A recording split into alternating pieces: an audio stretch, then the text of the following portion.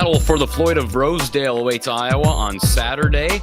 One final look back at Iowa and Wisconsin. My after further review video of the Hawks and the Badgers. I was in Camp Randall Stadium for Iowa and Wisconsin this past Saturday, so it was unique to get the perspective, a look back on the TV tape this week. And I saw a lot of really good things. Of course, we talked a lot about this game during post-game coverage, so we won't bore everybody. I think we spent like 5 hours talking about this game during the two post games, myself and Coach John Patterson, Saturday and Monday. So I'm just going to run through some kind of overall takeaways after watching this game back on film. The number one thing that really stood out to me, and this may be representative of the fact that I probably made a mistake in naming my RTI Threads player of the game this past Saturday. And don't get me wrong, LaShawn Williams was really good. Sebastian Castro was incredible on Saturday. I wrote down just a few of his highlights. And of course, you can go back and watch the film. Sebastian Castro had a bunch of just quick strikes to the ball. I think early in the first quarter, he had one behind the line of scrimmage on a quick out to a receiver.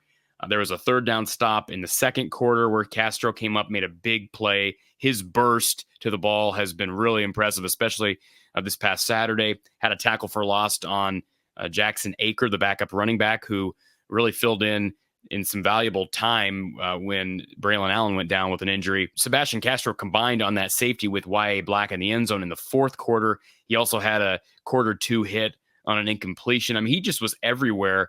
And his physicality and his burst, I don't care what his size, his metrics are, he was really, really impressive. Now, here's one big thing I did take away from this game. Wisconsin killed themselves with penalties. And Iowa had penalties as well. There were a lot of penalties on special teams plays. That's something that Kelton Copeland will want to get shored up. Hopefully he has gotten that shored up heading into Saturday's game against Minnesota. Wisconsin burned themselves, though. They had a 3rd and 1 in the red zone. If you remember that, can't remember. I don't have written down which quarter this took place in, but it was a 3rd and 1 in the red zone. They get a delay of game penalty and end up getting pushed back 5 yards. You just cannot afford that against this Iowa defense. They ended up getting a turnover on downs because they went for it on 4th down. Absolutely massive. How about Cooper DeJean? He was really good as well. Had the tackle for loss, which created the turnover on downs. I thought he was really solid in coverage. I know that he had the one play, gave up the one explosive play early. It was an offensive pass interference that was not called. He was pushed off of his helmet. Deacon Hill was not very good. I thought he was more accurate. Tom Kakert hit the nail on the head, I thought, Saturday. He settled down to where he wasn't airmailing all these passes, and he only threw for 37 yards. How about this? They had 36 passing yards towards the beginning of the second quarter. That means that Deacon Hill threw for 1 passing yard, had 1 completion to, I believe, Nico Ragaini the rest of the game. That is an incredible stat. Before Eric All went down, Hill did hit All for a 14-yard gainer. I mean, really impressive throw by Deacon Hill, but few and far between. We got to see more consistency out of the big man at quarterback. Another takeaway from Saturday, they've got to utilize Seth Anderson better. Everybody wants to talk about Caleb Brown. We saw Seth Anderson on a reverse in the first half. I thought he looked really good, made a couple of guys miss.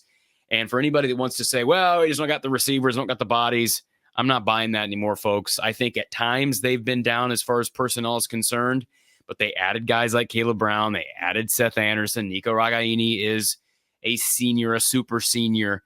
They've got pieces. And yes, they're hurting at tight end. They have not been able to get the wide receivers involved.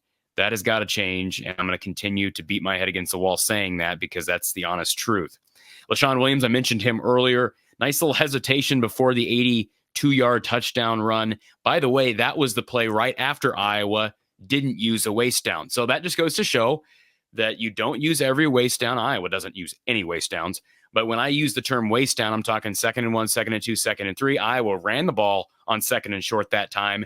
The very next play produced the 82-yard run. So good on Brian Ferentz and the Iowa offense for creating that play, and good on LaShawn Williams. Really good run. Took advantage of some space with some hesitation. Tory Taylor put on a show as well. I mean, if Sebastian Castro or LaShawn Williams were not players of the game, it should have been Tory Taylor. 500 punting yards, and he was consistently pinning Wisconsin back inside the 20. I mean, he is an NFL punter right now, and he is so important to this team. We've been saying that for literally years. 4 years now we've been saying that about Tory Taylor. Absolutely incredible. I was actually impressed by Caden Weegan. He had a couple of kick returns. I'd like to see him get more involved in kick return action. In fact, Iowa's offense is so bad through the air, especially that, hey, why not let him see if he can get the ball out to the 20, 25? I know that field position is a big deal, and Kirk and the staff, they do not want to risk Caden Weegan getting taken down at the 15 or even the 20 and lose that extra 5 yards. And he does have experience back at the JUCO level, returning kicks, returning punts. I was impressed by Caden Weegan on special teams. Drew Stevens was terrific again, no doubt, on the 2 field goals. Had the one long of, I think, 48. Had another one that Iowa and Kirk Ferentz passed up on. It would have been around 50. I think he would have made that, was going the same direction toward the scoreboard.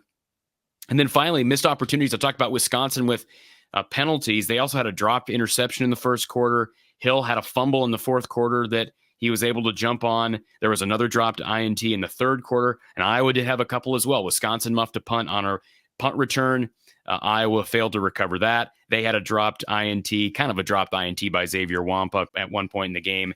And then, of course, Castro forced a fumble in the fourth quarter, which Wisconsin later found a way to jump on. But all in all, really impressive performance. 15-6. I understand the pass offense is non-existent.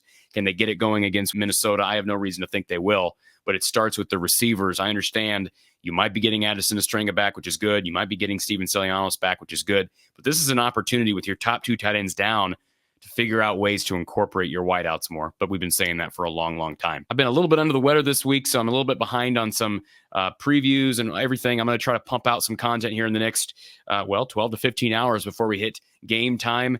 And we'll talk to you really soon right here from the Hawkeye of the Storm. And, of course, post-game coverage with Coach John Patterson and myself following Iowa, Minnesota on Saturday. We'll talk to you then.